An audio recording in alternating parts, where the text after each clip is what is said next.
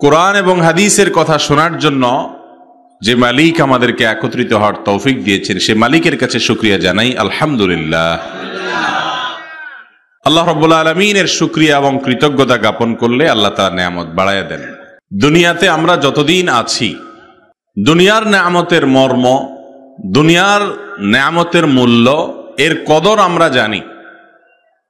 কিন্তু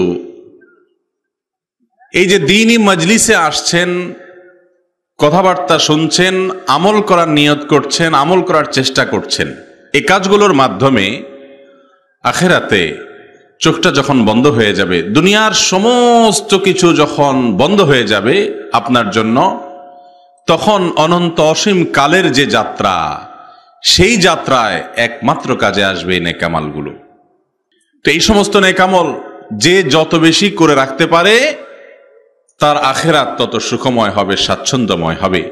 আল্লাহ রাব্বুল আলামিন দুনিয়ার এই চাকচিক্যের, দুনিয়ার এই মোহনীয়, লোভনীয় নানা আকর্ষণ, নানা সম্পদের হাতছানি, এগুলোতে বোধ হয়ে যারা আখিরাতকে ভুলে যায়, সেরকম গাফেল মানুষের কাতারে যেন আমরা না পড়ি।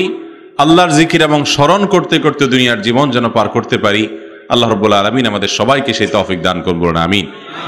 মোহতারাম হাজরিন, আজকে যে বিষয়ে আমি আলোচনা করতে চাই, সে বিষয়টা হলো তালাক। তালাকের বিষয়ে কথা বলতে চাই। আপনারা অনেকে মনে করবেন যে নেগেটিভ বিষয়ে কথা বলবেন কেন হুজুর, বিয়ের কথা বলেন, তালাকের কথা কেন বলতেছেন? দেখেন, তালাকের বিষয়ে যে আলোচনা আমরা আজকে করতে চাই, আমি মনে করি যারা বিবাহ শাদী করেছেন এটা তাদেরও শোনা দরকার। আর যারা আমার যুবক ভাইয়েরা আছেন, এখনো বিয়ে করেন নাই, সামনে একসময় বিয়ে করবেন ইনশাআল্লাহ, এটা তাদেরও শোনা দরকার। কেন শোনা দরকার জানেন? এর কারণ হলো, বাংলাদেশে দিন যত যাচ্ছে, বিবাহ বিচ্ছেদ এবং তালাকের পরিমাণ তত দ্রুত গতিতে বাড়তেছে। বিভিন্ন পত্রপত্রিকার রিপোর্ট বলছে যে প্রতি বছর আগের বছরের তুলনায় তালাকের হার তরতর করে বেড়ে যাচ্ছে, সংসারগুলো ভেঙে খান খান হয়ে যাচ্ছে। কোন কোন পত্রিকা বলছে যে ঢাকায় প্রতিদিন 37টা, কোন কোন পত্রিকা বলছে 39টা তালাক হতো। এটা অনেক আর আগের রিপোর্ট। আর যে পরিমাণ তালাক হয়, যে পরিমাণ বিবাহ ভাঙে, সংসার ভেঙে খান খান হয়, সেগুলোর শতকরা 75% নাকি আবার মহিলাদের দ্বারা ঘটে। অর্থাৎ স্ত্রীর পক্ষ থেকে তালাকের উদ্যোগ নেওয়া হয়, আবেদন করা হয়। এই রেশিওর দিকে তাকালে বোঝা যায় আমাদের সমাজে তালাক কত ভয়াবহ আকার ধারণ করেছে। এখন কোনো বনিবনা হয় না। চুলের থেকে নুন খসলেই বউ বাপের বাড়ির দিকে দৌড় দেয়, স্বামীও কথায় কথায় তালাকের কথা বলে। আছে না নাই? মুহতারাম হাজরিন, আল্লাহ রাব্বুল আলামিন কোরআনে হাকিমে বলেছেন, ওয়া খালাকনাকুম আজওয়াজা, নারী এবং পুরুষ, স্বামী এবং স্ত্রী, এভাবে আল্লাহ রাব্বুল আলামিন আমাদেরকে জোড়ায় জোড়ায় সৃষ্টি করেছেন, জোড়ায় জোড়ায় সৃষ্টি করেছেন। আল্লাহ চান মানুষ বৈবাহিক সম্পর্কের মাধ্যমে, বৈধ সম্পর্কের মাধ্যমে তারা নারী পুরুষ স্বামী স্ত্রী একে অন্যের সাথে মিলে মিশে থাকুক।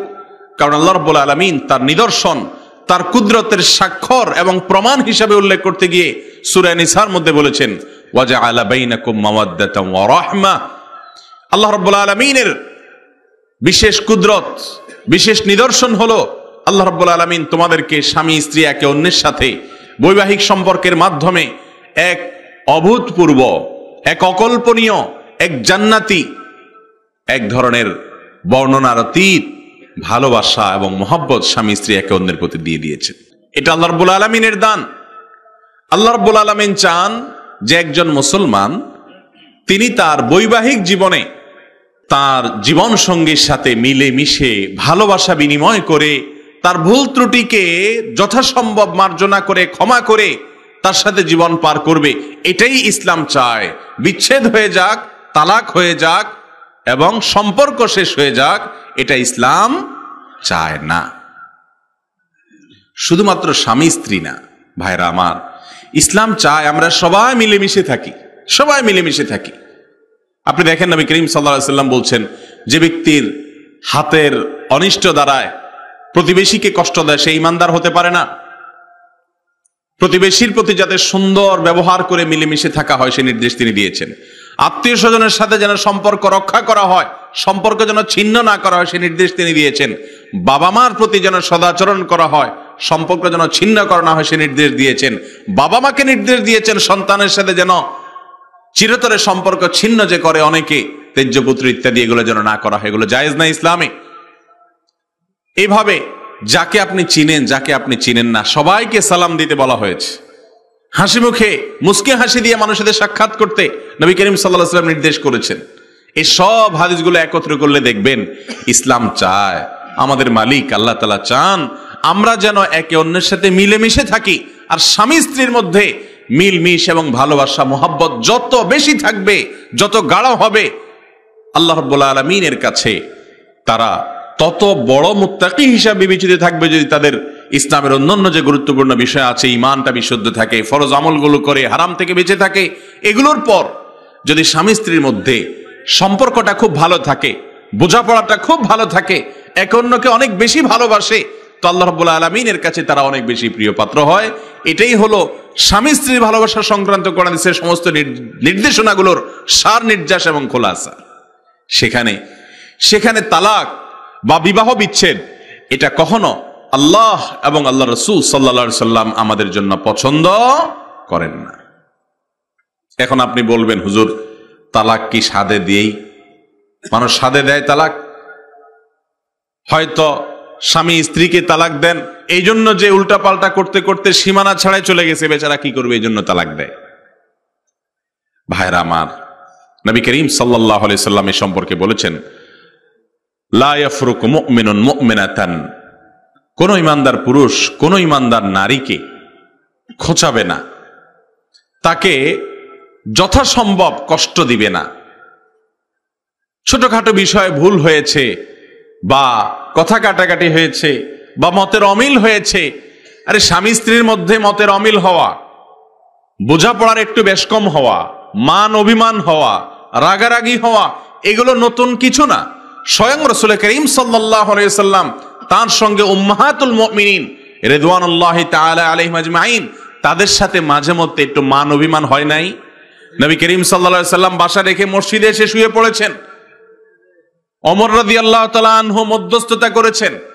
তাহলে বোঝা গেল স্বামী স্ত্রীর মধ্যে বোঝাপড়ার গরমিল হওয়া, মাঝে মধ্যে মনোমালিন্য হওয়া, এটা কোনো দোষের কিছু না। একসাথে থাকতে গেলে দুইটা পাতিল একসাথে থাকলে একটার সাথে আরেকটা বাড়ি খাবে, একটু সমস্যা হবে, সেটাকে আবার সমাধান করে সামনের দিকে চলতে হবে, ওখান থেকে ভাঙার চিন্তা করা যাবে না। নবী করিম সাল্লাল্লাহু আলাইহি ওয়াসাল্লাম বলেছেন, কোন ঈমানদার পুরুষ তারা যেন ঈমানদার নারীদেরকে খোঁচাখুচি না করে, অর্থাৎ স্ত্রীকে খোঁচাখুচি না করে। ফাইন কারিহা মিনহা খুলুকা, স্ত্রীর কোন একটা কাজ, কোন একটা চরিত্র, কোন একটা গুণ, কোন একটা দিক যদি তোমার খারাপ লাগে, রাদিয়া মিনহা আখার, তুমি একটু ভালো করে তাকাও, একটু ভালো করে তাকাও, একটু নিরপেক্ষ দৃষ্টিতে তাকাও, ইনসাফের দৃষ্টিতে তাকাও, দেখবা তোমার স্ত্রী যত খারাপ হোক তোমার চোখে, তার মধ্যে এমন কিছু গুণ আছে যেগুলো অনেক মহিলার মধ্যে নাই। ঠিক না বে ঠিক? হয়তো রান্নাটা খুব ভালো করে, হয়তো তার অন্য কোনো গুণ নাই, কিন্তু রাগ যখন তার কমে যায় তখন সে লজ্জিত হয়। হয়তো তার অন্য কোনো গুণ নাই, কিন্তু সে দিনদার, বদমেজাজি, অনেক খারাপ গুণ আছে, কিন্তু সে মৌলিকভাবে দিনকে পছন্দ করে। হয়তো তার অনেক দোষ আছে, কিন্তু আপনার মা বাবাকে সে কদর করে, সন্তানগুলোর প্রতি কেয়ার করে, আপনাকে সে ভালোবাসে, কোনো না কোনো গুণ অবশ্যই তার আছে। নবী করিম সাল্লাল্লাহু আলাইহি সাল্লাম এই ঐতিহাসিক আমাদেরকে নির্দেশনা দিয়েছেন যে স্ত্রীর কোনো কিছু খারাপ লাগলে তুমি যদি তালাকের চিন্তা করো, তো হে স্বামী, তুমি তার ভালো গুণগুলো অনুসন্ধান করার চেষ্টা করো, যাচাই করার চেষ্টা করো, নিরপেক্ষ এবং ইনসাফের দৃষ্টিতে দেখলে দেখবা এমন কোন মানুষ আল্লাহ তাআলা পৃথিবীতে বানান নাই যার মধ্যে কোনো ভালো গুণ নাই। আছে এমন কোন মানুষ? যত খারাপ মানুষ হোক, অনেক অমুসলমান, ভিন্ন ধর্মের মানুষ, সে আল্লাহর প্রতি ঈমান আনে নাই, কিন্তু এজ এ মানুষ তার মধ্যে ভালো গুণ থাকতে পারে কি পারে না? আছে না নাই? তাহলে সেখানে আপনার ইমানদার স্ত্রী, তার আর কোনো কিছু যদি ভালো না লাগে, আপনি একজন ইমানদার জীবন সঙ্গিনী পেয়েছেন যে আল্লাহকে বিশ্বাস করে, আখিরাতকে বিশ্বাস করে, এটাও কি একটা ভালো দিক না? আমার নবী করিম সাল্লাল্লাহু আলাইহি সাল্লাম এইভাবে স্বামী স্ত্রীর মনোমালিন্যগুলো যেন আমরা দূর করে ফেলতে পারি, এটা যেন তালাক পর্যন্ত না গড়ায়, সম্পর্ক এবং সংসার ভাঙা পর্যন্ত যেন না গড়ায়, সেজন্য তিনি আমাদেরকে নির্দেশনা দিয়েছেন। বিদায় হজের ভাষণে প্রিয় নবী সাল্লাল্লাহু আলাইহি সাল্লাম তার জীবনের শেষের দিকে তিনি ওসিয়ত করেছেন আমাদের জন্য, ফাস্তাউসু বিন-নিসাই খায়রা, ও দুনিয়ার পুরুষেরা, তোমরা মেয়েদের ব্যাপারে, নারীদের ব্যাপারে আমার কাছ থেকে ওসিয়ত গ্রহণ করো। নবী করিম সাল্লাল্লাহু আলাইহি সাল্লাম ওসিয়ত করতেছেন, হে স্বামীরা, তোমরা মেয়েদের ব্যাপারে, হে বাবারা, তোমরা তোমাদের কন্যা সন্তানদের ব্যাপারে, মেয়েদের ব্যাপারে, মহিলাদের ব্যাপারে, নারীদের ব্যাপারে তোমরা সৎ আচরণ করার জন্য আমি ওসিয়ত করতেছি, সেই ওসিয়ত গ্রহণ করো আমার কাছ থেকে। ভাইরা আমার, আল্লাহ রাব্বুল আলামিন কোরআনে হাকিমে সূরা নিসার মধ্যে বলেছেন, আউযু বিল্লাহি মিনাশ শাইতানির রাজীম, ওয়াশিরুহুন্না বিল মারুফ, ও স্বামীরা, তোমরা তোমাদের স্ত্রীদের সাথে সুন্দরভাবে জীবনযাপন করবে, সৎ আচরণ করবে, ভালো ব্যবহার করবে, ব্যবহার খারাপ করবে না। ফাইন কারিহতুমুহুন্না, যদি তোমাদের কাছে মনে হয় তোমার স্ত্রী খারাপ, অপছন্দনীয় মনে হয়, তোমার কাছে মনে হয় সে তোমার সাথে যাচ্ছে না, ফাইন কারিহতুমুহুন্না, যদি তোমাদের স্ত্রীদেরকে তোমাদের কাছে ভালো না লাগে, ফাসা আন তাকরাহু শাইআন ওয়া ইয়াজআলুল্লাহু ফীহি খায়রান কাসীরা, যদি তোমাদের স্ত্রীদেরকে তোমাদের কাছে ভালো না লাগে তো মনে রাখবা দুনিয়াতে বহু জিনিস তুমি মনে করছো খারাপ, পরে দেখা গেছে সেটা ভালো। হয় না এরকম? অনেক জিনিস আছে যেটাকে তুমি ভালো মনে করো না, অথচ ওইটার মধ্যে তোমার ভালো এবং কল্যাণ আল্লাহ তাআলা লিখে রেখেছেন। কত মানুষ আছে বউটার প্রতি তার অভিযোগের শেষ নাই, হ্যাঁ, অনেক নালিশ, অনেক অভিযোগ, এই সমস্যা সেই সমস্যা, দেখা গেল স্ত্রীটা হঠাৎ মারা গেছেন, এই ব্যক্তির যত রুজি রোজগার হইতো, ব্যবসা বাণিজ্যে বরকত হইতো, সব শেষ, থেমে গেছে। আছে না নাই? আল্লাহ রাব্বুল আলামিন অনেক ব্যক্তির পরিবারের অনেক সদস্য আছে, তাদের উসিলায়, তাদের মাধ্যমে পরিবারের কর্তাকে অনেক সময় রুজি দেন, রুটি দেন, ইনকাম দেন, উপার্জন দেন, তার জীবন সাথে সঙ্গী হিসাবে তার সাথে সময় কাটানোটাকে খারাপ মনে করতেছেন, হয়তো আল্লাহ রাব্বুল আলামিন সেখানেই কি রাখছেন, ভালো এবং মঙ্গল লিখে রেখেছেন। তো এই জন্য আল্লাহ রাব্বুল আলামিন এই আয়াতের মাধ্যমে পুরুষদেরকে সান্ত্বনা দিচ্ছেন যে কখনো যদি তোমার স্ত্রী তোমার কাছে খারাপ মনে হয়, খারাপ লাগে, তো তুমি মনে রাখবে তোমার খারাপ লাগাটার ভেতরে অনেক কল্যাণ আছে। আর কিছু না থাকুক, তুমি সবর করার মাধ্যমে, ধৈর্য ধারণ করার মাধ্যমে, তার সাথে জীবনযাপন করার মাধ্যমে অনন্ত অসীমকালের জান্নাতের উপযুক্ত হয়ে যাচ্ছ। এর চাইতে বড় জিনিস কি আছে বলেন? আসসাবরু সাওয়াবুহু আল জান্নাহ, হাদিসে আসছে ধৈর্যের বিনিময়ে আল্লাহ তাআলা সরাসরি জান্নাত দেন। একই কথা মহিলাদের জন্য প্রযোজ্য। যে সমস্ত মহিলারা তাদের স্বামীর ব্যাপারে অভিযোগের কোনো শেষ নেই, যে আমার স্বামীটা মানুষ ভালো না, বোন, আপনি যদি এই খারাপ মানুষটার সাথে ধৈর্য ধারণ করে দুনিয়ার জীবনটাকে আপনি পার করে দেন, এ আশায় যে সবর এবং ধৈর্যের বিনিময়ে জান্নাত পাওয়া যায়, তো 50, 30, 40 বছরের দাম্পত্য জীবন দেখতে দেখতে শেষ হয়ে যাবে। কিন্তু একটা কালে আল্লাহ রাব্বুল আলামিন আপনাকে যদি অনন্ত অসীমকালের জান্নাতের বিনিময় দিয়ে দেন, তাহলে এই কষ্টের বিনিময় যেটা পাইলেন সেটা অনেক বড় নিয়ামত ইনশাআল্লাহ। ঠিক কিনা বলেন? ভাইরা আমার, আমাদের দেশে মা বোনদের থেকে তালাকের পরিমাণ দিন দিন বেড়ে চলেছে এবং পত্রিকার রিপোর্ট বলছে শিক্ষিতা মেয়েদের মধ্যে বা শিক্ষিত দম্পতিদের মধ্যে তালাকের হার, বিচ্ছেদের হার তুলনামূলক গ্রামে গঞ্জে মানুষ যারা আছেন বা শিক্ষা দীক্ষা যারা একটু পিছিয়ে আছেন তাদের চাইতে তথাকথিত শিক্ষিতদের মধ্যে তালাকের পরিমাণ অনেক বেশি। এর কারণ কি? এর কারণ আমার মনে হয় আমরা সবাই কম বেশ জানি। আল্লাহ রাব্বুল আলামিন এই ভয়াবহ অবস্থা থেকে আমাদেরকে হেফাজত করুন, বলুন আমিন। পরিবারগুলো যদি ধ্বংস হয়ে যায়, সংসারগুলো যদি ভেঙে যায়, তাহলে সেক্ষেত্রে কি হবে? মুসলমানদের সবচেয়ে বড় সম্পদগুলোর একটা হলো এই পারিবারিক সৌন্দর্য এবং বন্ধন। আল্লাহ রাব্বুল আলামিন এটা রক্ষা করতে চান। আল্লাহ চান যে বান্দা রক্ষা করুক। এই জন্য নবী করিম সাল্লাল্লাহু আলাইহি ওয়াসাল্লাম একটা হাদিস বর্ণিত হয়েছে। এই হাদিসটার সনদ নিয়ে মুহাদ্দিসিন ইকরামের নানান আপত্তি আছে, তারপরও এটা গ্রহণযোগ্যতার লেভেল পর্যন্ত যায়। হাদিসটি হলো আবগাযুল হালাল ইলাল্লাহি আত-তালাক। আল্লাহর জমিনে যত হালাল কাজ আছে, যত বৈধ কাজ আছে, এর মধ্যে আল্লাহর কাছে সবচেয়ে অপছন্দনীয় বৈধ কাজ হলো তালাক দেওয়া। তালাক দেওয়াটা জায়েজ না হারাম? দরকার হলে স্বামী স্ত্রীর মধ্যে তালাক দেওয়া কোরআন হাদিসের আলোকে যায় নাকি যায় না? যায়। অনেক ধর্ম আছে যেখানে একবার বিয়ে হলে আর তালাক দেয়া যায় না, অথবা তালাক দেওয়াটা অনেক কঠিন, এমন কঠিন যে এটা না যাওয়ার মতো। পৃথিবীতে অনেক দেশে বিয়ের পর তালাক দিতে হলে এমন এমন কন্ডিশন আছে যে কন্ডিশনগুলো অনেক শক্ত হার্ড, এই জন্য অনেকে বিয়েই করে না, ঝামেলা নেই।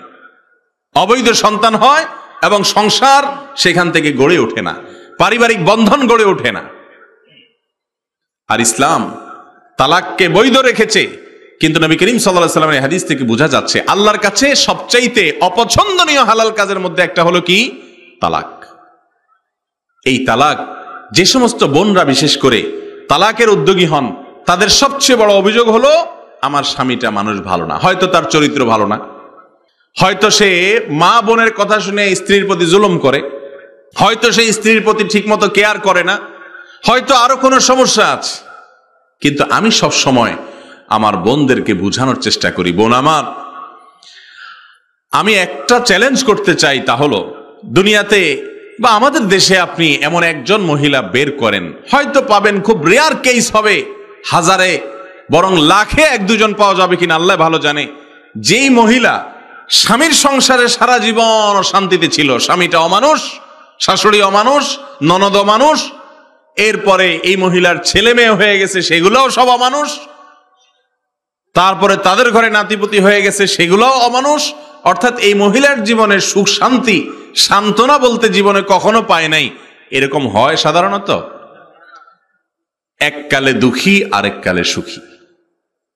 বরং বেশিরভাগ ক্ষেত্রে এরকম হয় যে স্বামীর সংসারে যে মহিলা অশান্তিতে থাকে, আল্লাহ রাব্বুল আলামিন এমন এমন সন্তান তার সংসারে দেন, তার জীবনে দেন, তার গর্ভে দেন, যেই সন্তানরা তার আগের জীবনের সকল দুঃখ কষ্ট মাকে ভুলিয়ে দেয়। ঠিক না বেঠিক? কিন্তু সবর করতে পারে না যারা সবর করতে পারে না তারা ধরা খেয়ে যায়। আমি বলছি না যে একান্ত প্রয়োজন হলেও তালাক নেওয়া যাবে না, কিন্তু কথায় কথায় তালাক, কথায় কথায় তালাক, এই ছোট লোকই অনেক পুরুষ যেমন করে, অনেক মহিলাও করে। কিছু হইলেই বাবার বাড়ির দিকে গাট্টি বুসকা নিয়ে দৌড়, আছে না নাই? আবার অনেক স্বামী আছে কিছু হইলেই কথা কথায় তালাকের কথা বলে। ভাইরা আমার, এটা অত্যন্ত অত্যন্ত নিকৃষ্ট একটা চরিত্র যে কথায় কথায় তালাক বলবেন। অনেক পুরুষরা আছে এরকম করে, অনেক মহিলারা আছে এরকম করে। তিরমিজি, আবু দাউদ এবং ইবনে মাজাহ এক যুগে বর্ণনা করেছে সাওবান রাদিয়াল্লাহু তাআলা আনহু থেকে, নবী করিম সাল্লাল্লাহু আলাইহি ওয়াসাল্লাম বলেছেন, আইয়ুমা ইমরাআতিন সাআলাত যাওজাহা তালাকান মিন গায়রি বাসিন, একান্ত বাধ্য হওয়া ছাড়া, দেয়ালে পিঠ ঠেকা ছাড়া, একান্ত নিরুপায় হওয়া ছাড়া কোন মহিলা যদি তার স্বামীর কাছে তালাক চায়, অর্থাৎ কথায় কথায় যারা তালাক চায়, নবী করিম সাল্লাল্লাহু আলাইহি ওয়াসাল্লাম বলেছেন, হারামুন আলাইহা রায়হাতুল জান্নাহ, ওই মহিলার জন্য জান্নাতে যাওয়া তো দূরের কথা, জান্নাতের ঘ্রাণ পর্যন্ত হারাম হয়ে যায়। এই তালাক, এই সংসার ভাঙা, এই বিবাহ ভঙ্গ আল্লাহর কাছে কত পছন্দনীয় কাজ। একটা হাদিস আপনারা হয়তো অনেকে শুনেছেন, মুসলিমে হাদিসটি বর্ণিত হয়েছে। নবী করিম সাল্লাল্লাহু আলাইহি ওয়াসাল্লাম বলেছেন, ইবলিস তার আরশ পানির উপরে, তার সিংহাসন, তার বিশাল বড় রাজত্ব, এটার কেন্দ্র সে পানির উপরে স্থাপন করে। আর ইবলিসের যে আপনার শয়তানদের যে সর্দার ইবলিস, সে তার সদস্যদেরকে বের করে দেয় যে তোমরা যাও, আদমের সন্তান যাদের কারণে জান্নাত থেকে বের হওয়া লাগছে তাদেরকে তো জাহান্নামে নিয়ে ছাড়তে হবে, কারণ তাদের কারণে আমরা গোমরাহ হয়েছি। আমাদের চিরশত্রু এবং আসল শত্রু যে ইবলিস, সেই ইবলিস তার বাহিনীকে পাঠায়, যাও আদম সন্তানকে গোমরাহ করো, পথভ্রষ্ট করো, জান্নাতে যেন যেতে না পারে। তো তারা সারাদিন ডিউটি করে আসে, ডিউটি করে আসার পর তাদের দলনেতার কাছে ছোট এবং চেলা শয়তান যারা, তারা হিসাব দেয়। সে হিসাব দেওয়ার সময় ছোট শয়তানরা যখন বলে যে আমি অমুক কাজ করছি, কি কাজ করছো তুমি? বলে আজ একজন মানুষকে দিয়া চুরি করাইছি, সে কখনো চুরি করে নাই, তারে ফুসলেয়া ফাসলেয়া লোভ টোপ দিয়া আমি চুরি করাইছি তারে দিয়া। ইবলিসের দলনেতা বলে কি আর করলা এটা এমন। আরেকজন বলে আমি একজনকে দিয়া জেনা করাইছি, আরেকজন বলে একজনকে দিয়া অমুক কাজ করাইছি। এক একজন এক একটা পাপের কাজ করে, বলে যে আমি আজ অমুককে দিয়া একজন ভালো মানুষকে দিয়ে এই কাজ করাইছি। এই লোকটা হুজুর মানুষ, তাকে আজকে ফেসবুকে ইউটিউবে খারাপ জিনিস দেখাইছি আমি, ফুসলায় ফাসলায় তার দিয়ে আকাম কুকাম করাইছি। এক একজন এক একটা বলে। এরপরে একজন হঠাৎ করে বলে যে আমি একটা কাজ করছি, সেটা হলো একটা দম্পতি, একজন স্বামী এবং একজন স্ত্রীর মধ্যে ভালো সম্পর্ক ছিল, আমি তাদের মধ্যে কুমন্ত্রণা দিয়ে দিয়ে দিয়ে দিয়ে তাদের সংসারটাকে ভেঙে দিচ্ছি। ইবলিস তখন বলে তুমি কাজের কাজ করছো। তাকে সবচেয়ে বেশি বাহবা দেয় তাদের দলনেতা। এই হাদিস থেকে একেবারে দিনের আলোর মতো পরিষ্কার হয়ে যায় স্বামী স্ত্রীর মধ্যে ঝগড়াঝাটি, স্বামী স্ত্রীর মধ্যে মনোমালিন্য, স্বামী স্ত্রীর মধ্যে আপনার যে দূরত্ব, এগুলোর কারণে যদি সংসার ভাঙার দিকে চলে যায়, তালাকের দিকে চলে যায়, যদি বিচ্ছেদের দিকে চলে যায়, তাহলে শয়তান এত খুশি হয়, তাহলে আল্লাহ রাব্বুল আলামিন এই কাজটিতে কত বেশি নারাজ হয়। ঠিক না ভাই? ঠিক। অথচ কিছু হলেই আজকাল আমরা তালাকের দিকে দৌড়াই, কিছু হলেই আমরা তালাকের দিকে দৌড়াই। ভাইরা আমার, আল্লাহ রাব্বুল আলামিন কোরআনে কারীমে দুইজন খারাপ নারীর দৃষ্টান্ত উল্লেখ করেছেন আর দুইজন ভালো নারীর দৃষ্টান্ত উল্লেখ করেছেন। আপনার স্বামী, আপনার স্ত্রী, আপনার জীবন সঙ্গী যদি কোনো হারাম সম্পর্কে কারোর সাথে জড়িত থাকে, তো আপনি তাকে বুঝায়া সৎ পথে আনার চেষ্টা করবেন। যদি না পারেন, তারপরেও যদি তার সাথে সংসার করেন, আল্লাহর কাছে এর জন্য আপনার জবাবদিহি করতে হবে না, আপনি গুনাহগার হবেন না, আপনি চেষ্টা করেছেন। হ্যাঁ, যদি সেটা কোনোভাবেই সহনীয় পর্যায়ে না থাকে, তাকে সংশোধন করা না যায়, তাহলে সেক্ষেত্রে তালাকের দিকে যাবেন। তার আগে অনেকগুলো স্টেপ আছে, অনেকগুলো পদক্ষেপ আছে। তালাক কখন দেওয়া যায়? কোরআন এবং হাদিস ঘাটলে আমরা দেখি তালাক এটা দেয়া যায়, কিন্তু আল্লাহ তাআলা খুব খুব অপছন্দ করেন, ডাইরেক্ট হারাম করেন নাই এমন কাজ। এই কাজটা যাতে কম হয় এবং বুঝে শুনে হয়, এটা যেন ঠান্ডা মাথায় হয়, এটা যেন ভুলভাবে না হয়, এই জন্য তালাকের জন্য অনেকগুলো স্টেপ এবং পদক্ষেপ আছে, অনেকগুলো স্তর আছে। এক নম্বরের স্তর হলো কি?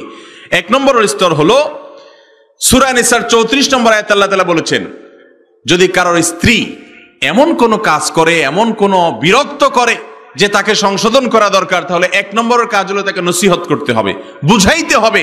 আমি একটা কথা প্রায় সময় বলি, স্বামী এবং স্ত্রী এই দুজনের মধ্যে যে সম্পর্ক থাকে, যে ভালোবাসা থাকে, আল্লাহ নিজে যেখানে বলেছেন ও যে আলা বাইনাকুম মাওয়াদ্দাতাম ওয়া রাহমা, স্বামী স্ত্রীর মধ্যে আল্লাহ তাআলা ভালোবাসার সমৃদ্ধি সৃষ্টি করে দেন নিজে। সেই স্বামী স্ত্রী একে অন্যকে যদি ভালোবাসা দিয়া, মায়া দিয়া, মমতা দিয়া, একে অন্যকে যদি স্নেহ দিয়া আবদার করে, একে অন্যের কাছ থেকে কোনো আর্গুমেন্ট করে, দুনিয়াতে অন্য কারো কাছ থেকে যেটা আদায় করা সম্ভব নয়, একজন স্বামী তার স্ত্রী থেকে, একজন স্ত্রী তার স্বামী থেকে সেটা আদায় করা তুলনামূলক বেশি সম্ভব। একান্ত দুই চারটা অমানুষ থাকে, সেগুলোর কথা ভিন্ন কথা। অতএব যদি স্ত্রী বিপদে চলে যায়, তাহলে স্বামীকে আল্লাহ বলেছেন নসিহত করার জন্য। আল্লাহ বলছেন ওয়াল্লাতী তাখাফুনা নুশুযাহুন্না ফাইযুহুন্না ওয়াহজুরুহুন্না ফিল মাদাজি', তোমাদের স্ত্রীরা যদি তোমাদের অবাধ্য হয়ে যাচ্ছে এরকম দেখো, প্রথম তাকে উপদেশ করো, বুঝাও যে কাজগুলোর পরিণাম আসলে ভালো হয় না। ইবলিস স্ত্রীকে আইসা বলে, আরে তোমার মতো মেয়ে কত যোগ্য যোগ্য ছেলে পাইতা, কি একটা ছেলে ধরাই দিলে তোমার মা বাপে বা তোমার কপালে আইসা পড়লো, এটা সংসার থেকে বাইর হও, দুনিয়াটা কত বড় দেখো, অমুক মহিলা তার স্বামীর সাথে কত সুখে আছে। এগুলো স্ত্রীকে শয়তান ফুসলায়। আবার যেই স্ত্রী যেই দম্পতিকে শয়তান দেখা যে তারা অনেক সুখে আছে, ওই মহিলাকেও যায় দেখেন শয়তান ফুসলায় যে আরে তুমি কি চাও, ওই যে আরেককে ফুসলাইছে যেটারে, ওইটার কথা দেখায় বলে যে সেটা কত সুখে আছে। ঠিক না ঠিক? একইভাবে স্বামীকেও ফুসলায় যে তোমার জীবনে কত ভালো যোগ্য মহিলা পাইতা, কত যোগ্য স্ত্রী পাইতা, কি একটা তোমার কপালে জুটলো। এইভাবে শয়তান স্বামী স্ত্রীর মধ্যে সম্পর্ক নষ্ট করার জন্য চেষ্টা করে, কারণ শয়তানের সারাদিনের সবচেয়ে বড় অর্জন হলো স্বামী স্ত্রীর মধ্যকার সম্পর্ক নষ্ট করতে পারা। ভাইরা আমার, এই জন্য অনেক মানুষ আছে নামাজে কালামে অগ্রসর, ওয়াজ শুনতে কোনো অসুবিধা নেই, কোরআন তেলাওয়াত করে, দান দক্ষিণা করে, অনেক ভালো ভালো কাজ করে, কিন্তু স্ত্রীর সাথে তার সম্পর্ক খারাপ, স্ত্রীর সাথে সে খারাপ আচরণ করে। অনেক মহিলা আছে ইবাদত বন্দেগী অনেক বেশি করে, কিন্তু স্বামীর সাথে সম্পর্ক ভালো নাই। আল্লাহর এক নেককার বান্দা কোন এক আলেমে দ্বীনের কাছে, কোন এক শাইখের কাছে এক মহিলা এসে প্রশ্ন করলেন যে উস্তাজ, আমি কোনো ইবাদতে মজা পাই না, স্বাদ পাই না, আমাকে একটু নসিহত করেন, পথ দেখান, কিভাবে আমি ইবাদতের স্বাদ পাবো। অনেক নফল রোজা রাখি, অনেক নফল নামাজ পড়ি, তাহাজ্জুদ পড়ি, দান সদকা করি, দোয়া করি, রোজাদারি করার চেষ্টা করি, তিলাওয়াত করি, জিকির আজকার করি, কিন্তু ইবাদতের স্বাদ পাই না। তখন সে আল্লাহর নেককার বান্দা বললেন, তোমার স্বামীর সাথে তোমার সম্পর্কটা কেমন?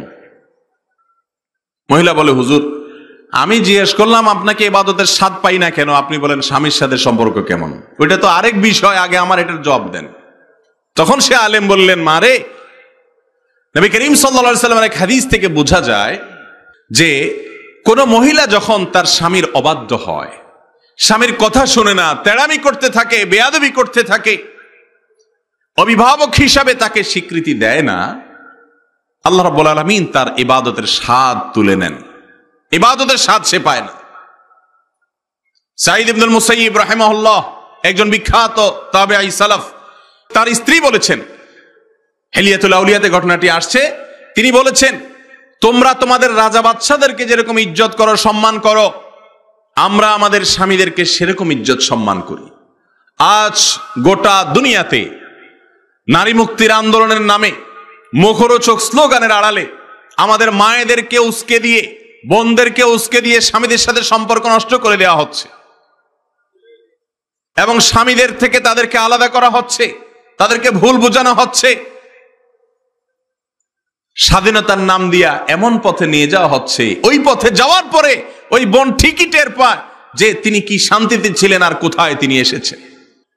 কথায় আছে, শিয়াল মুরগির স্বাধীনতা চায়, শিয়াল মুরগির স্বাধীনতা চায়। এই সমস্ত তথাকথিত নারীবাদীরা, তাদের কাছে কোন নারী, কোন স্ত্রী তার স্বামীর সেবা করলে সেটা হয়ে যায় দাসত্ব। আবার ওই নারী যখন অফিসে বস এবং বহু কয়েকজন বসকে খুশি করার জন্য চা বানিয়ে বানিয়ে খাওয়ান, তখন সেটা হয়ে যায় স্বাধীনতা। স্বামী তাকে বানায় খাওয়াইলে দাসত্ব হয়ে যায়, আর অফিসে কাস্টমারদের মনোরঞ্জন করার জন্য সেজে গুজে তাদেরকে চা খাওয়ালে, পরিবেশন করলে, তাদেরকে আকৃষ্ট করা, সন্তুষ্ট করার চেষ্টা করলে সেটা নাকি স্বাধীনতা হয়। আমাদের মা বোনদেরকে বিভ্রান্তির পথে নিয়ে যাওয়া হয়, কারণ ইবলিসের সবচেয়ে বড় মিশনগুলোর মধ্যে থেকে একটা এটা। অতএব আমাদের মা বোনরা যেন এই সমস্ত পাতা ফাঁদে পা না দেন। এক্ষেত্রে আমাদের পুরুষদেরও দায় আছে। স্বামী যদি তার স্ত্রীকে প্রকৃত ভালোবাসা দেন, তার অধিকারগুলো আদায় করেন, কোরআন এবং হাদিস যেভাবে সুসম্পর্ক বজায় রাখতে বলেছে সেভাবে রাখেন, তাহলে কোনো মহিলা সাধারণত একান্ত দুশ্চরিত্রা না হলে তিনি স্বামীর সংসারের বাইরে সুখ তালাশ করার কথা না। আল্লাহ তাআলা আমাদের সবাইকে বুঝার তৌফিক দান করুন। তো যে কথা বলছিলাম, স্বামী স্ত্রীর মধ্যে যখন বোঝাপড়ার গরমিল হবে, বিশেষ করে স্ত্রী যখন অবাধ্য হয়ে যাচ্ছেন, আল্লাহ রাব্বুল আলামিন সূরা নিসার 34 নম্বর আয়াতে বলেছেন, ওয়াল্লাতী তাখাফুনা নুশুযাহুন্না, তোমাদের স্ত্রীদের মধ্যে যারা তোমাদের অবাধ্য হয়ে যাচ্ছে, মনে হচ্ছে বনিবনা হচ্ছে না, কথা শুনে না, ফাইজুহুন্না, এক নম্বর কাজ হলো উপদেশ দিতে থাকো, উপদেশ দাও, বুঝাও, নসিহত করো, ভালো মন্দ বুঝাও, এবং সে বুঝানোটা যদি হয় মহব্বতের সাথে, ভালোবাসার সাথে, আবদারের সাথে, একজন অভিভাবকের মতো আন্তরিকতার সাথে, তাহলে সেটাতে কাজ হওয়ার কথা। যদি তাতে কাজ না হয়, ওয়াহজুরুহুন্না ফিল মাদাজি, অভিমান করে বিছানা পৃথক করো, আরেক রুমে শুয়ে থাকো, বাসা আসিও না কয়দিন, রাগ করো। উদ্দেশ্য হলো শাসন করা। উদ্দেশ্য হলো কি করা ভাই? শাসন করা। যদি কথায় না হয়, ওয়াজে না হয়, নসিহতে কাজ না হয়, তাহলে কি করতে হবে? শাসন করতে হবে। সে শাসনটার পদ্ধতি কি? আল্লাহু আকবার, কোরআনে কারিমে সেটাও বলে দিস। ভাইরা আমার, নামাজের বিস্তারিত বিবরণ, সালাতের বিস্তারিত বিবরণ নামাজের কোরআনে নাই, সংক্ষিপ্ত আকারে বলা আছে। বিস্তারিত ব্যাখ্যা এটা নবী করিম সাল্লাল্লাহু আলাইহি ওয়াসাল্লামের হাদিসে পাওয়া যায়। কিন্তু স্বামী স্ত্রীর সম্পর্কের বিষয়টা আল্লাহর কাছে কত বড়, কত গুরুত্ব, যে আল্লাহ রাব্বুল আলামিন এখানে একজন স্বামীকে শেখাচ্ছেন তার স্ত্রীর সাথে যদি তার বোঝাপড়ার গরমিল হয়, স্ত্রী যদি অবাধ্য হয়, তাহলে কিভাবে পদক্ষেপগুলো গ্রহণ করবে? ডাইরেক্ট কথায় কথায় তালাকের দিকে যাবে না, কিছু হলেই তালাকের সিদ্ধান্ত যাওয়া যাবে না, বরং আগে উপদেশ দিতে হবে, তাতে কাজ না হলে শাসন করতে হবে এবং বিছানা পৃথক করতে হবে, অভিমান করতে হবে, প্রয়োজনে খরচ খরচা দেওয়া বন্ধ করতে হবে। এক কথায় তাকে শাসন করার যত বৈধ পন্থা হতে পারে, যৌক্তিক পন্থা হতে পারে, সেগুলো অবলম্বন করবে। এটাতে যদি কাজ হয়, ফাইন আতাআনাকুম, যদি তারা এরপরে তোমাদের কথা শুনে বাধ্য হয়ে যায়, অনুগত হয়ে যায়, লাইনে চলে আসে, ফালা তাবগু আলাইহিন্না সাবিলা, তাহলে খবরদার আগে কি ভুলভাল করছে না করছে এগুলা দিয়ে এর জন্য খোঁটা দেওয়া, কষ্ট দেওয়া, খোঁচানো বা অহেতুক তাদেরকে কষ্ট দেওয়া যাবে না। তাদের সাথে আর ব্যবহার খারাপ করার মতো দুঃসাহস দেখানো যাবে না, এই পথে হাঁটা যাবে না, আর কোনো তাদেরকে কষ্ট দেওয়া যাবে না, এবং তাদেরকে বরণ করে নিতে হবে তাদের সেই তওবাকে।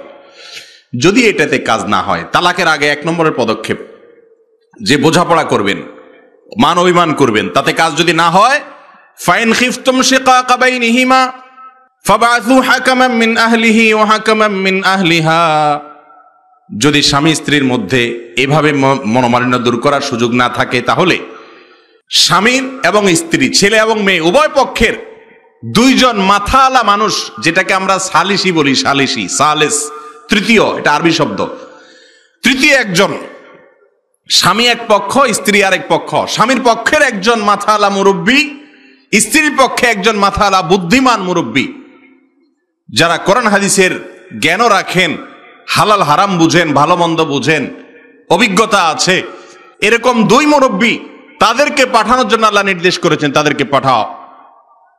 ইউরিদা ইসলাহান ইউওয়াফিকিল্লাহু বাইনাহুমা, স্বামী স্ত্রী উভয়ে যদি তাদের মধ্যকার সমস্যা দূর হোক এটা চায়, তারা যদি মীমাংসা করতে চায়, আল্লাহ রাব্বুল আলামিন সেই তৌফিক দিবেন, এবং ওই মুরব্বীরা বসে মীমাংসা করবেন। মুরব্বীদের কথা অনেক সময় মানে মানুষ, সেটাও চেষ্টা করতে হবে। এইটাতেও যদি না হয়, কোনোভাবে সম্পর্ক জোড়া লাগতেছে না, তাদের দূরত্ব কমতেছে না, তাদের মনোমালিন্য দূর হচ্ছে না, এরকম যদি হয়, তাহলে সেক্ষেত্রে কি করবে? আল্লাহ রাব্বুল আলামিন সেই ক্ষেত্রে তালাকের অনুমতি দিয়েছেন, কিন্তু বনিবনা হয় নাই, সালিসি বৈঠক শেষ, যেহেতু বনিবনা হয় নাই, স্ত্রী কথা মানে নাই অথবা স্বামী কথা মানে নাই, তাহলে এখনই তালাক মারো না।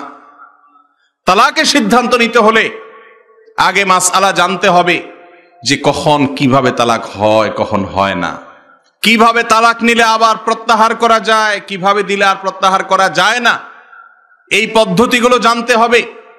এরপরে দেখতে হবে স্ত্রী মাসিক অবস্থায় আছে কিনা। যদি মাসিক অবস্থায় থাকে, ওই অবস্থায় তালাক দিলে সেটা সারা বিশ্বের সমস্ত আলেমদের মতে হারাম। এর কারণে স্বামী একটা বড় ধরনের অপরাধ করেছে, কবিরা গুনাহ করেছে, পাপ করেছে, এটা বিবেচিত হবে, আল্লাহর কাছে সে আসামি হিসাবে বিবেচিত হবে। এই অবস্থায় তালাক দেওয়া যাবে না।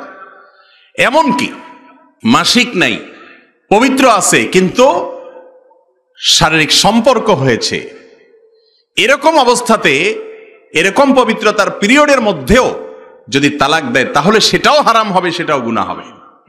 একটু বোঝার চেষ্টা করেন। তাহলে কখন দিতে হবে? যেই পবিত্রতার পিরিয়ডে শারীরিক সম্পর্ক হয়েছে, সেই পিরিয়ডটা যাওয়ার পরে মাসিক আসতে হবে। মাসিক যাওয়ার পরে আবার যখন পিরিয়ড আসবে, পবিত্রতার পিরিয়ড, সেই পিরিয়ডে মাসিক থেকে পবিত্র হওয়ার পরে শারীরিক সম্পর্ক হওয়ার আগে তালাক দিতে হবে। কেন এই যে এতগুলো ধাপ কেন? এর কারণ হলো, মাসিক অবস্থায় যদি তালাক দেয়, তাহলে হয়তো স্বামী তার স্ত্রীর প্রতি শারীরিক এই অসুস্থতার কারণে হয়তো তার প্রতি বিতৃষ্ণ হয়ে তার রুচিতে বেঁধেছে, বা কোনো একটা সমস্যা হয়েছে, শারীরিক সম্পর্ক করতে পারছে না, সেজন্য হয়তো তার প্রতি যে মূল জেদ আছে বা দুঃখবোধ আছে বা মনোমালিন্য আছে বা অভিযোগ আছে, সেটার সাথে ওই বিষয়টাও যুক্ত হয়েছে, সেজন্য তালাক দিয়েছে, এমনটা হতে পারে। এমনটা যেন না হয়, সেটা এনশিওর করার জন্য, সেটা নিশ্চিত করার জন্য আল্লাহ রাব্বুল আলামিনের নির্দেশনা হলো যে মাসিক অবস্থায় দেওয়া যাবে না। আবার যে পবিত্র অবস্থায় শারীরিক সম্পর্ক হয়েছে, ওই পবিত্র অবস্থায় দেওয়া যাবে না। কেন? কারণ সেই পবিত্র অবস্থায় স্ত্রীর প্রতি স্বামীর আকর্ষণ নেই, চাহিদা নেই। এই অবস্থায় তালাকের সম্ভাবনা একটু বেশি থাকে, অর্থাৎ তালাকের সময় বেশি থাকে বলতে, এমনি তো মনোমালিন্য আছে, আবার এদিকে শারীরিক কোনো আকর্ষণ নেই। এই জন্য তালাকটা সে দিতে পারে, সেটাও যেন না হয়। অর্থাৎ তালাক দেওয়ার ক্ষেত্রে জানে ভুল সিদ্ধান্ত নিয়ে না বসে স্বামী, সেজন্য ইসলাম বলছে অপেক্ষা করো। যেই পবিত্রতার পিরিয়ডের সম্পর্ক, শারীরিক সম্পর্ক হয়েছে, তারপরে মাসিক হয়েছে, তারপরে সে পবিত্র হয়েছে, এবার শারীরিক সম্পর্ক করার আগে যদি তালাক দেওয়া হয়, তাহলে বুঝতে হবে শারীরিক সম্পর্কের আকর্ষণ, আগ্রহ পরিপূর্ণ আছে। এটা থাকা সত্ত্বেও যদি তালাক দেয় এত গ্যাপের পরে, তাহলে বুঝতে হবে এই তালাকটা ঠান্ডা মাথায় বুদ্ধিদীপ্ত ভাবে বুঝে শুনে তারপরে হয়েছে। আর এই জিনিসটা এনশিওর করার জন্য ইসলাম এতগুলো ধাপের কথা বলে। তাহলে বুঝেন, যারা কথায় কথায় তালাকের কথা বলেন, যেমনে সামনে তালাক দিয়ে দেন, তারা কত বড় জঘন্য কাজ করে। ঠিক না ঠিক? আল্লাহ তাআলা আমাদেরকে বুঝার তৌফিক দান করুন। তাহলে মাসিক অবস্থায় এবং যে পবিত্রতার পিরিয়ডে মাসিক থেকে পাক হওয়ার পরে শারীরিক সম্পর্ক হয়েছে, এরপরে মাসিক হওয়ার আগে ওই পবিত্রতার ওই সময়ের মধ্যে শারীরিক সম্পর্ক হওয়ার পর যদি তালাক দেয়, তাহলে তালাকগুলো হলো হারাম তালাক, এগুলো জায়েজ না, গুনাহ। এরপরে যদি কেউ প্রয়োজন ছাড়া তালাক দেয়, অযথা তালাক দেয়, প্রয়োজন ছাড়া বলতে কথায় কথায় ঠুনকো অজুহাতে তালাক দিকে যায়, তাহলে সেটা মাকরুহ, অপছন্দনীয়, শরীয়তের দৃষ্টিতে নাজায়েজ, এর কারণে ছোট গুনাহ হবে। আর যদি কেউ তালাক দেয়া ছাড়া কোনো গত্যান্তর নাই, একরকম বাধ্য হয়ে তালাক দিচ্ছে, তাহলে সেই তালাকটা তার জন্য জায়েজ আছে, সেটাও দেওয়া কোনো সওয়াবের কাজ না। বুঝেন? আর যদি তালাক না দিলে বরং আল্লাহর হুকুম থেকে তারা সরে যাবেন, একে অন্যের প্রতি জুলুম করে কোনো বড় ধরনের পাপ হয়ে যেতে পারে, কিংবা এই সম্পর্ক থাকলে বহু চেষ্টা করে শরীয়ত যে পদক্ষেপগুলো নিতে বলেছে একটা একটা করে সবগুলো নেওয়া শেষ, এরপরে ওই সম্পর্ক থাকলে তারা বরং গুনাহে লিপ্ত হয়ে যাবে, একে অন্যের ঈমান আমল নষ্ট হতে পারে, এরকম পরিস্থিতি হলে তখন তালাক দেওয়াটা মুস্তাহাব। কথা কি বুঝাইতে পারছি? আল্লাহ রাব্বুল আলামিন এই স্বামী স্ত্রীর সম্পর্ককে কত বেশি ভালোবাসেন। ভাইরা আমার, অনেক ভাই বোনরা আছে, আমাদের অনেক ভাই বোনরা আছেন যারা নামাজ রোজা করেন, সালাত সিয়াম করেন, ইবাদত বন্দেগী করেন, অনেক কিছু করেন, কিন্তু তাদের দাম্পত্য জীবনে স্বামী স্ত্রী একে অন্যের সাথে বোঝাপড়াটা ভালো নাই। ভাইরে, বোনরে আমার, যদি আল্লাহর জন্য একটু সবর করেন, একটু ছাড় দেন, একটু যদি আপনি ধৈর্য ধারণ করেন, আপনার জীবন সঙ্গী ত্রুটিটা দেখার পর তার ভালো গুণগুলো আবিষ্কার করার চেষ্টা করেন, শয়তান বেইজ্জত হবে, লাঞ্ছিত হবে, আর সে আজিমের মালিক খুশি হবে, আপনি জান্নাতের পথে এগিয়ে যাবেন, অগ্রসর হয়ে যাবেন। মনে রাখবেন, শয়তান অনেক আমলকে আপনার কাছে আকর্ষণীয় করে তুলে ধরে, যাতে করে তার চাইতে গুরুত্বপূর্ণ আমলটা আপনার কাছে তুচ্ছ মনে হয়। শয়তানকে এই সুযোগ দেবেন না, এবং নিজেদের মধ্যকার যে সমস্ত বোঝাপড়ার গরমিল আছে সেগুলোকে খুব দ্রুত নিষ্পত্তি করে আল্লাহকে সন্তুষ্ট করে দিবেন, আল্লাহকে খুশি করে দিবেন। স্বামী স্ত্রীর মধ্যে কোন এক সালাফ বলেছেন যে দুনিয়াতে ওই ব্যক্তি ক্ষমা চাইতে হয় দোষ করা ছাড়াও যে ব্যক্তি হয় স্বামী। অর্থাৎ স্বামী হলেন এমন ব্যক্তি যে দোষ করে না, তারপরেও ক্ষমা চাওয়া লাগে। হয়তো স্ত্রী একটু বুঝের কমতি আছে তার মধ্যে, তারপরেও মাপ চাইতে হয়। আমি আমার ব্যক্তিগত জীবনের কথা অনেক সময় শেয়ার করি শিক্ষার জন্য, যে স্বামী স্ত্রীর সাথে আমি নিজে দেখেছি আমার পরিবারে, আমার নিজেরও আলহামদুলিল্লাহ এটা চর্চা করার চেষ্টা হয় যে কোনো কারণে যদি মনোমালিন্য হয় তো চেষ্টা থাকে যে আমি আগে গিয়ে মাপ চাবো, এতে কখনো মানুষ ছোট হয় না। অনেক স্বামী আছে তেড়ামি করে বসে থাকে, আমি না স্বামী, আল্লাহর পরে কাউকে সেজদা করা গেলে আমাকে করা যায়, তো আমার পাওয়ারটা কি, তাহলে আমি কেন মাপ চাবো, ওই মহিলা এসে মাপ চাক। আছে না না এরকম? এরা আল্লাহর প্রিয় মানুষ হয় না। ওয়াল্লাফিনা আনিন নাস ওয়াল্লাহু ইউহিব্বুল মুহসিনিন, যারা মানুষকে ক্ষমা করতে জানে, ক্ষমা তো করে আবার অনুগ্রহও করে। মাফ তো করলেন, উল্টা মাফ চাইলেন, যায়া মিশলেন গিয়া নিজে থেকে। আল্লাহ রাব্বুল আলামিনের কাছে এই মানুষগুলো অনেক প্রিয় হয়। চেষ্টা করবো তো আমরা সবাই ইনশাআল্লাহ। আল্লাহ তাআলা আমাদেরকে তৌফিক দান করুন। ভাইরা আমার, আমাদের সমাজে যত তালাক হয়, যত বিবাহ ভাঙে, যে সমস্ত ভাইয়েরা বোনেরা তালাকের কথা, বিবাহ বিচ্ছেদের কথা চিন্তা ভাবনা করতেছেন, যারা এখনো বিয়ে করেন নাই, বিয়ে করার পরে দেখবেন যে গন্ডগোল, ফাসাদ, যুদ্ধ, মহাযুদ্ধ, বিশ্বযুদ্ধ প্রায় লেগে যাচ্ছে ভাব, তখন আশপাশ থেকে অনেকে খোঁচাবে, অনেক সময় মায়া পর্যন্ত খোঁচায়, বাপে খোঁচায়, ভাই বোন খোঁচায়, আশপাশে অনেকে খোঁচায়, আরে বাদ দাও, তালাক দিয়ে দাও। কত মহিলা আছে না এই সমস্যা আমাদের মধ্যে? ভাইরা আমার, ভালো করে শুনে রাখেন, অনেক মহিলা আছেন তাদেরকে একটু বেশি ফুসলায়, ইবলিসও ফুসলায়, মানুষ শয়তানেও ফুসলায়। ইবলিস শয়তানেও ফুসলায়, মানুষ শয়তানেও ফুসলায়। তথাকথিত নারীবাদীদের অনেকে এই নারীবাদের স্লোগানের নাম দিয়ে অনেকে আমাদের মা বোনদেরকে উস্কায়, ছেড়ে দাও স্বামীর সংসার, নিজে পরিশ্রম করে পায়ে দাঁড়াও, স্বাধীন হও, মুক্ত হও, একজনের গোলামি ছেড়ে হাজার মানুষের গোলামি করো, এই তাদের স্লোগান দিয়ে তারা বের করে। ভাইরা আমার, হাজার হাজার মানুষের অভিজ্ঞতা আমার কাছে আছে, শত শত নয়, হাজার হাজার মানুষের। আমার অভিজ্ঞতা বলে, আমাদের দেশের প্রেক্ষাপটে, অন্য দেশে কথা বলতে পারবো না, বাংলাদেশের মানুষ বা বাঙালি, আমরা তালাক দেওয়ার পর, স্বামী স্ত্রীর মধ্যে সম্পর্ক ছিন্ন হওয়ার পর, শতকরা আমার মনে হয়, আমার ধারণা 90% বেশি হবে মানুষ বিবাহ বিচ্ছেদের পরে একটা সময় বুঝে যে তারা সিদ্ধান্তটা ভুল নিয়েছে, তাদের সম্পর্কটা ভাঙা উচিত হয় নাই, আবার জোড়া লাগাইতে চায়, হুজুরের কাছে এসে মাসালা জিজ্ঞেস করে, হুজুর তালাক তো হয়ে গেছিল, আমরা দিয়ে দিয়েছিলাম, 3 কথা বলে ফেলছিলাম, এখন নেওয়ার কোনো রাস্তা আছে কিনা? এই সমস্যা আছে না নাই? অসংখ্য মানুষ বলে। এরকম মানুষ আছে পরিমাণে অনেক কম, যে তালাক হওয়ার পর 10, 15, 20 বছর পরেও বলে না সিদ্ধান্তটা যথাযথ ছিল। বিশেষ করে আমার বোনদেরকে বলবো, বোন আমার, যারা আপনাকে ফুসলায়, স্বামীর কোনো ত্রুটি বিচ্ছুতির জন্য সংসার থেকে বের করতে চায়, আমি আপনাকে বলবো সবর করেন। আজ স্বামী আপনাকে কষ্ট দিচ্ছে, শাশুড়ি কষ্ট দিচ্ছে, ননদ কষ্ট দিচ্ছে, এই শাশুড়ি চিরকাল বেঁচে থাকবে না, এই ননদ চিরকাল এই সংসারে থাকবে না, আপনার এই দিন চিরকাল এরকম থাকবে না।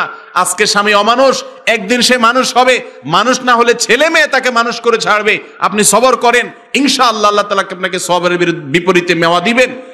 আর যদি সবর করার মতো সুযোগ না থাকে, দ্বীনি কারণেও সম্পর্ক ছিন্ন করতে হয়, তারপরেও বিদগ্ধ, বিচক্ষণ, অভিজ্ঞ পণ্ডিত কোনো একজন বা একাধিক আলেমের সাথে আপনার পুরো কেসকে তাদের সামনে বলে, তাদের কাছ থেকে কেস স্টাডি করার পর তারা যে সিদ্ধান্ত নেবেন সেটাকে গ্রহণ করেন, ইনশাআল্লাহ বিইذনিল্লাহ আপনারা আফসোস করতে হবে না, লজ্জিত হতে হবে না। ভাইরা আমার, তাহলে আমাদের অভিজ্ঞতা বলে যে সমস্ত মা বোনদেরকে ফাসেকরা, ফাজেররা ফুসলিয়ে ফাসলিয়ে স্বামীর সংসার থেকে আলাদা করে দিয়েছে, তালাক হয়ে গেছে, এরপরে 2, 4, 5 বছর পরে, 7 বছর পরে তারা একজন স্বামী, একজন অভিভাবক খোঁজে, কারণ একজন নারী হিসাবে পৃথিবীতে চলতে তার একজন অভিভাবকের প্রয়োজনীয়তা সে অনুভব করে, তখন সে খুঁজতে থাকে হন্যে হয়ে, কিন্তু ততক্ষণে অনেক ক্ষতি তার হয়ে যায়। একটা সময় সে অভাব ফিল করে স্বামীর, কিন্তু তখন আর ফিরে আসার সুযোগ থাকে না। আল্লাহ রাব্বুল আলামিন আমাদেরকে শয়তানের এই চক্রান্ত ধরে আমরা যেন দাম্পত্য জীবনে সুখে শান্তিতে থাকতে পারি, একে অন্যের প্রতি ধৈর্যশীল হয়ে, সহনশীল হয়ে থাকতে পারি, আমাদের রবকে খুশি করতে পারি, এর মাধ্যমে আমাদের তাকওয়াকে মজবুত করতে পারি। আল্লাহ তাআলা আমাদের সবাইকে সেই তৌফিক দান করুন, বলুন আমিন। মোহতারাম হাজিরিন, অনেক সময় মা বাপ নিজেরাই বলে ছেলে মেয়েকে তালাকের জন্য, আছে না নাই? মা বাপ ফুসলায়, আরে বাদ দাও, ছেলে ছেড়ে দাও, মেয়েকে বলে চলে আসো তুমি, দরকার নাই ছেলের কাছে থাকার। আসলে মা বাবার একটু আদর বেশি থাকে ছেলে মেয়ের জন্য, তারা একটু অনেক সময় নিজে থেকে এরকম বলে। মা বাপ যদি কোনো ছেলেকে নির্দেশ করে তোর স্ত্রীকে তালাক দে, তাহলে সেই নির্দেশ মানা যাবে কি যাবে না? আপনারা ধরে নিচ্ছেন এই হুজুর তালাকের ব্যাপারে এত ফতোয়া দিছে আজকে না করার ব্যাপারে, অতএব যাবে না, এটাই উত্তর হবে, আন্দাজ করে মেরে দিচ্ছেন, তাই না? এবার একজন দেখছে যে না, তাহলে মনে হয় উল্টাটা ঠিক, এবার যাবে। কত ঠুনকো দেখছেন। দেখেন ভাই, হযরত ওমর রাদিয়াল্লাহু তাআলা আনহু থেকে বর্ণিত হয়েছে, তিনি তার ছেলেকে তালাকের নির্দেশ দিয়েছেন এবং তিনি বাপের কথা অনুযায়ী তালাক দিয়েছেন। ইব্রাহিম আলাইহিস সালাম তার সম্পর্কেও হাদিসে বর্ণিত হয়েছে, তিনি তার ছেলেকে, তার স্ত্রীকে তালাকের নির্দেশ দিয়েছেন এবং ছেলেও বাপের কথা অনুযায়ী, ইসমাইল আলাইহিস সালাম, তিনি তার বাবা ইব্রাহিম আলাইহিস সালামের নির্দেশ অনুযায়ী স্ত্রীকে তালাক দিয়েছেন। তাহলে এই 2 ঘটনা দ্বারা বোঝা যায় যে বাপ যদি নির্দেশ করে, মা যদি নির্দেশ করে, তাহলে বউকে তালাক দিয়ে দিতে হবে, ঠিক না? না, ঠিকটা এত সহজে না, এত সরল ভাবে না, এখানে ব্যাখ্যা আছে। ব্যাখ্যা হলো কি, ইব্রাহিম আলাইহিস সালাম যে বাপ ছিলেন, নবী ছিলেন, আল্লাহর কাছ থেকে ওহী পাইতেন, উনি ভালো মন্দের যত গভীরে ঢুকতে পারেন, আমাদের সাধারণ বাপ, সাধারণ মা যারা, সাধারণ মানুষ যারা, তাদের এই সুযোগ ছিল। ওমর রাদিয়াল্লাহু তাআলা আনহু, যিনি যার মেজাজের সাথে আল্লাহর ফয়সালা মিলে যেত, বেশিরভাগ ক্ষেত্রে মিলে গেছে, অনেক ক্ষেত্রে মিলে গেছে, তিনি খলিফাতুল মুসলিমিন ছিলেন, রাসূল আকরাম সাল্লাল্লাহু আলাইহি ওয়াসাল্লামের সোহবতি ইয়াফতা ছিলেন, তার সাহচর্য ছিলেন, তার মতো এরকম সার্বিকভাবে বিচক্ষণ, বিদগ্ধ, সাধারণ বাপ মারা সবাই হবে না, কেউই হবে না, এটাই স্বাভাবিক। সেজন্য মা বাপ যদি অন্যায়ভাবে স্ত্রীকে তালাক দিতে বলেন তাহলে সেই নির্দেশ মানা যাবে না। কারণ বাপের সে কথা শুনতে হলে, মায়ের সে কথা শুনতে হলে একজন নিরপরাধ মানুষের প্রতি অত্যাচার অবিচার হবে। আরেকজন নিরপরাধ মানুষকে অত্যাচার অবিচার করার নির্দেশ যদি মা বাপ দেন তাহলে সে অন্যায় নির্দেশ মানা জরুরি না। লা তাআতা লি মাখলুকিন ফি মাসিয়াতিল খালিক, আল্লাহর অবাধ্য হয়ে পৃথিবীর কারোর কথা শোনার কোনো সুযোগ নাই, সেটা মা বাপেরও নাই, যদি সেই কথা শুনতে গেলে আল্লাহর অবাধ্য হতে হয়। কথা কি বুঝাইতে পারছি? হ্যাঁ, যদি মা বাপ যৌক্তিকভাবে স্ত্রী তাকে তালাক দিতে বলে এবং তালাক দেওয়ার ভিতরে কল্যাণ বোঝা যায়, যৌক্তিকভাবে অ্যানালাইসিস করে আলেমদের ফতোয়া মিলে যায়, বাপের পরামর্শ মায়ের পরামর্শ ঠিক আছে, তাহলে সেটা ভিন্ন কথা, মা বাপের সেই নির্দেশ মানতে হবে। কথা কি বুঝাতে পারছি? ভাইরা আমার, তালাক সম্পর্কে অনেক জিজ্ঞাসা আছে। আমরা একটা কথা সবসময় বলি, তালাকের মাসআলা সংক্ষিপ্ত কোনো প্রশ্নোত্তরের সেশনে আমরা দেই না, সাধারণত সুনির্দিষ্ট কোনো কেসের সিদ্ধান্ত আমরা দেই না এবং এটা দেওয়াটাকে সমীচীন মনে করি না। তালাকের সুনির্দিষ্ট মাসআলা জানতে হলে বিভিন্ন দারুল ইফতা আছে, বড় বড় মুফতি সাহেবরা আছেন, তাদের কাছে গিয়ে বিস্তারিত বিবরণ লিখিতভাবে হলে ভালো হয়, আর না হলে মৌখিকভাবে বললেও সব বলার পর তিনি আবার পাল্টা প্রশ্ন করে কোনো তথ্য জানার দরকার হলে সবগুলো জানবেন, তারপরে ফয়সালায় আসবেন। সংক্ষিপ্তভাবে আপনি কোনো আলেমের কাছ থেকে এই প্রশ্ন জিজ্ঞেস করবেন তালাকের, এর পেছনে অন্য কোনো আপনার ফাঁক ফোকর থেকে যাবে, তখন মাসআলা সঠিক আসবে না। এই জন্য আমরা কোনো ইন্ডিভিজুয়াল কেসের সিদ্ধান্ত আমাদের আজকের আলোচনা থেকে যেন কেউ না নেন, সে পরামর্শ দিব। আমরা শুধুমাত্র কিছু ধারণা দিচ্ছি যেগুলা থেকে আপনারা উপকৃত হবেন। তার মধ্যে থেকে একটা হলো, অনেকেই তালাক দেওয়ার পর বলে হুজুর ভয় দেখানোর জন্য বলছিলাম। আছে না নাই? এগুলা যারা হুজুর আছেন, আলেম মুফতি সাহেব আছেন, তারা জানেন, এই অভিজ্ঞতা ইমাম সাহেবদের বেশি, যে আয়েশা বলে হুজুর আমি তো দিছি ঠিক আছে, কিন্তু আমি তো আসলে সত্যি সত্যি দেইনি, এটা দিছি হলে তাকে ভয় দেখানোর জন্য। আছে না? ভাইরা আমার, তালাক এটা এমন একটা ডেঞ্জারাস বিষয়, এমন একটা ভয়াবহ বিষয়, এটা দিয়ে ভয় দেখানো যায় না, এটা ভয় দেখানোর জিনিস না। আপনি ভয় দেখানোর জন্য হাজারো জিনিস আছে, সেগুলো ব্যবহার করেন, কিন্তু তালাক দিব, তালাক দিয়া তারপরে বলবেন ভয় দেখাইছি, এটা দিয়ে ভয় দেখালে হবে না। তালাক এত ডেঞ্জারাস বিষয়, এত ভয়াবহ বিষয়, বিশেষ করে যুবক যারা বিবাহ করবেন, যারা বিবাহিত আছেন শুনে রাখেন, খবরদার। বনিবনা হচ্ছে না, যদি দুই চারটা গায়ে হাত দেনও সেটারও সমাধান আছে, কিন্তু তালাক দিয়ে ফেলেছেন এটার সমাধান আর নাই। নবী করিম সাল্লাল্লাহু আলাইহি ওয়াসাল্লাম বলেছেন সালাসুন জিদ্দুহুন্না জিদ্দুন ওয়া হাজলুহুন্না জিদ্দুন, তিনটা কাজ এমন আছে যে কাজগুলো সিরিয়াসলি করলে যা হবে, হেসে হেসে মজা করতে করতে দুষ্টামি করে করলেও তা হবে, অর্থাৎ ঘটে যাবে, ওইটা ঠেকানো যাবে না। আপনি তালাক দিয়ে এসে বলবেন হুজুর আমি তো রাগের মাথায় দিছিলাম, আমি রাগের মাথায় দিছিলাম, মাথাটা ঠিক ছিল না। তো আমি বলবো আরে আফসোস করতে পারবো, কিন্তু তাই বলে আপনার সাথে আপনার স্ত্রীর জোড়া দেওয়ার ক্ষমতা আমার থাকবে না যদি তালাক হয়ে যায়। কথা কি বুঝাতে পারছি? প্রায় শতকরা 99% মানুষ আইসা বলে যে হুজুর রাগের মাথায় দিয়ে দিছি, মাথাটা গরম হয়ে গেছিল, নিজের ঠিক রাখতে পারে না, তালাক দিয়ে ফেলছি। আমি তাদেরকে বলি ভাই রে, আপনি রাগের মাথায় একটা ধারালো ছুরি নিয়া একজনের পেটে ঢুকাই দিলেন, বুকে ঢুকাই দিলেন, ঢুকাই দিয়ে এরপরে আইসা বলতেছেন ভাই আমি তো আসলে তাকে মারতে চাই নাই, রাগের মাথায় মাথাটা গরম হয়ে গেছে তাই ঢুকাই দিছি। আপনি এটা বললে কি ওই মানুষটা জিন্দা হয়ে যাবে? মরা মানুষ জিন্দা হবে? যে মরার সে ঠিকই মরে যাবে। এখন আপনি আফসোস করতে পারেন কিন্তু আর তাকে জীবিত করতে পারবেন না। তালাকটা ঠিক একই রকম, আপনি তালাক দিয়ে ফেলেছেন, এখন বলতেছেন হুজুর রাগের মাথায় দিয়েছে, কোনো লাভ নাই। আল্লাহর ওয়াস্তে রাগের মাথায় অন্য যা করেন না করেন, তালাক দিবেন বা তালাক দিয়েছেন এই কথা বলবেন না, তালাকের কথা মুখে আনবেন না।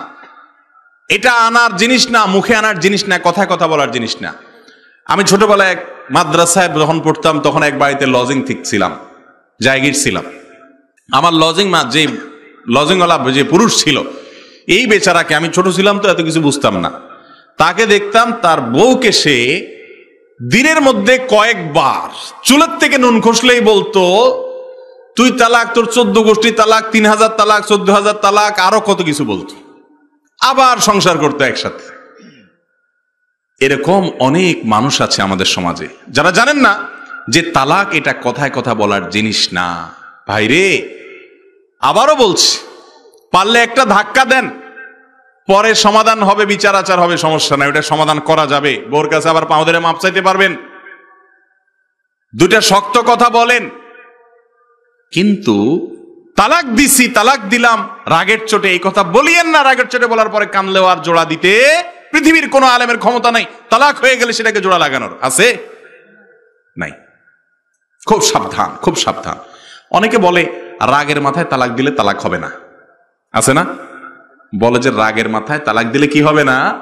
তালাক হবে না। আমি বলি তালাক তো রাগের মাথায় দেয়, তালাক কি মহব্বতের চোটে দেয় কেউ?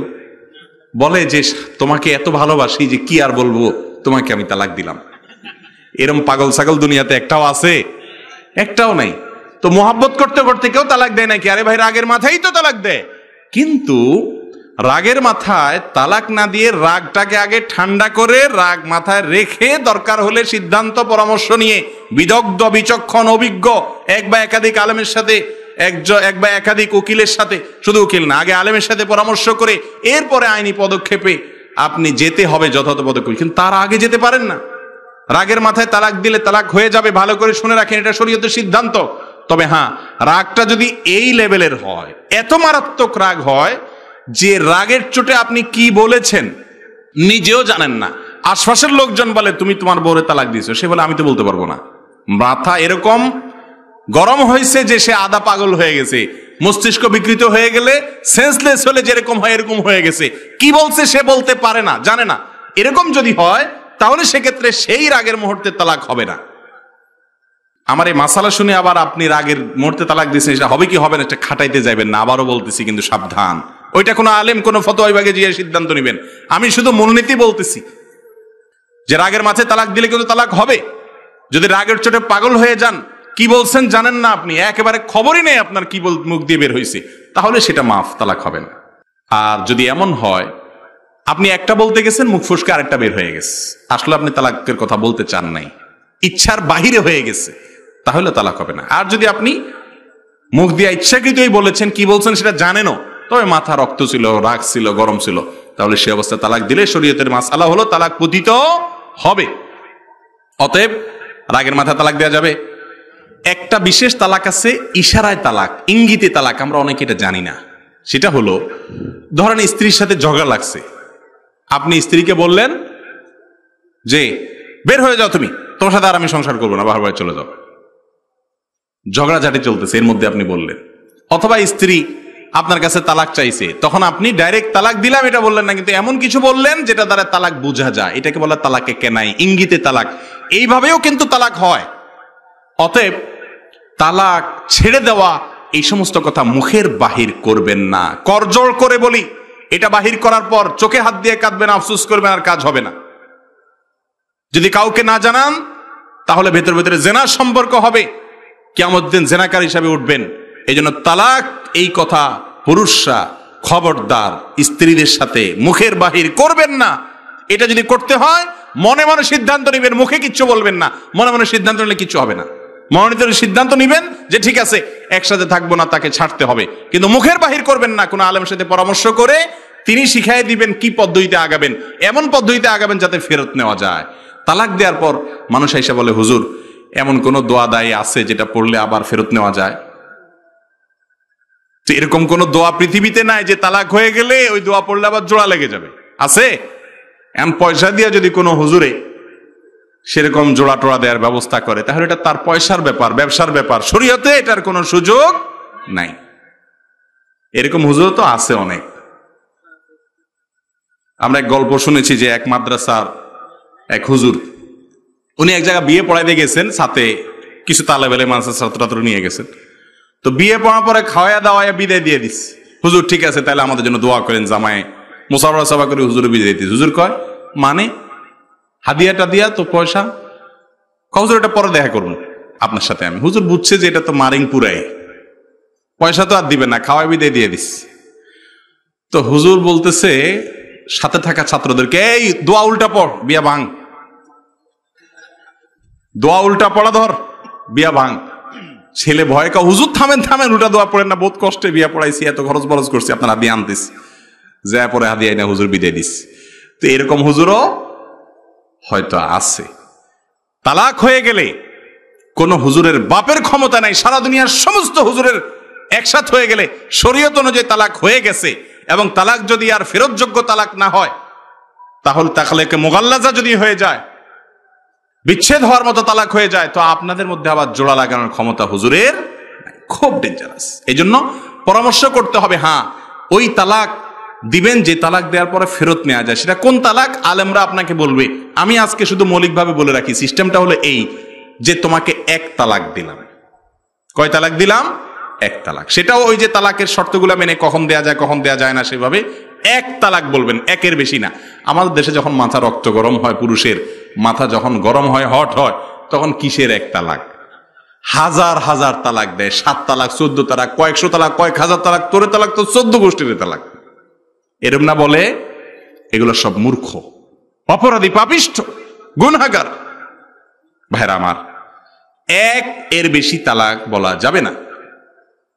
আল্লাহ তাআলা বলেছেন আত-তালাকু মাররাতান, তালাক দিতে হবে 2 বারে, অর্থাৎ একটা, সংশোধন না হলে আরেকটা, এরপরে যদি আরেকটা অর্থাৎ তৃতীয়বার যদি তালাক দেওয়া হয়, তাহলে আর তারা স্বামী স্ত্রী হিসাবে বসবাস করতে পারবে না, তালাকে মুগাল্লাজা হয়ে যাবে।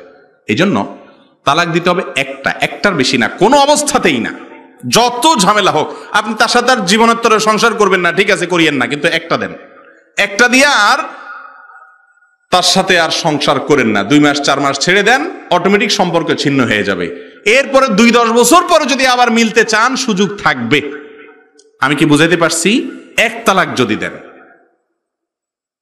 আর দ্বিতীয় তালাকও যদি দেন, তারপরেও যদি আপনি আবার ফেরত নিতে চান, ইদ্যতের ভিতরে চাইলে একেবারে সহজ।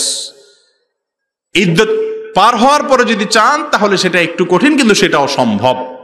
কিন্তু 3টা দিয়ে দিছেন, তাহলে মুসিবত আছে। এখন একসাথে 3 তালাক দিলে কি 3 তালাক হবে নাকি 1 তালাক হবে, এটা নিয়ে আরেক তুমুল গন্ডগোল এবং ইখতিলাফ আছে। সেদিকে আমরা যাব না। আমরা তালাকের একেবারে বেসিক বিষয়গুলো, যেগুলো একজন বিবাহিত মানুষ, বিবাহিচ্ছুক মানুষের মাথায় থাকা দরকার, সেগুলো বলতেছি।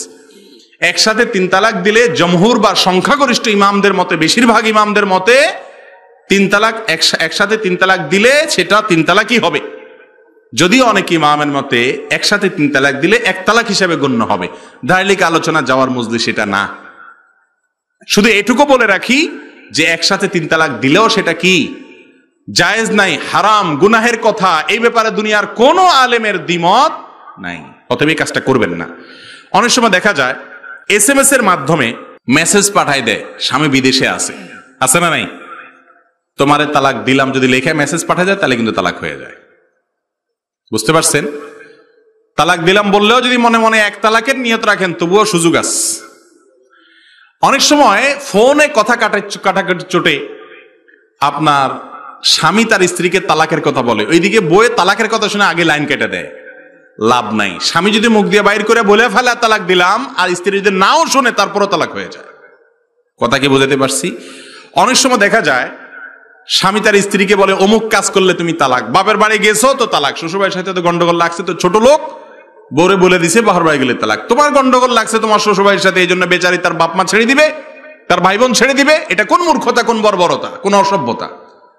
তোমার শ্বশুরবাড়ির সাথে গন্ডগোল লাগছে, তুমি যাইও না, অভিমান করো, কিন্তু তাকে তার মা বাপ থেকে, আত্মীয় স্বজন থেকে দূরে রাখার অধিকার এবং তোমাকে দেওয়া হয় নাই। কিন্তু স্বামী এরকম করে কি করে না? অনেক জাহেল মূর্খ ব্যক্তি এরকম করে। তো এরকম যদি করে যে অমুক জায়গায় গেলে তুমি তালাক হয়ে যাবে, আর সেখানে যদি স্ত্রী যায়, ঠিকই তালাক হয়ে যাবে। এক্ষেত্রেও বলতেছি, ইন্ডিভিজুয়াল কোনো কেস, সুনির্দিষ্ট কোনো কেসের সমাধান এখান থেকে নেবেন না, শুধু মূলনীতিটা আমি জানায় রাখতেছি। আল্লাহ তাআলা আমাদেরকে হেদায়েত দান করুন এবং বুঝার তৌফিক দান করুন। ভাইরা আমার, তাহলে তালাকের ক্ষেত্রে আমাদের সাবধান থাকতে হবে, দায়িত্বশীল থাকতে হবে। মা বোনরাও কথায় কথায় তালাক চাইবেন না, বাবার বাড়ি যাওয়ার কথা বলবেন না।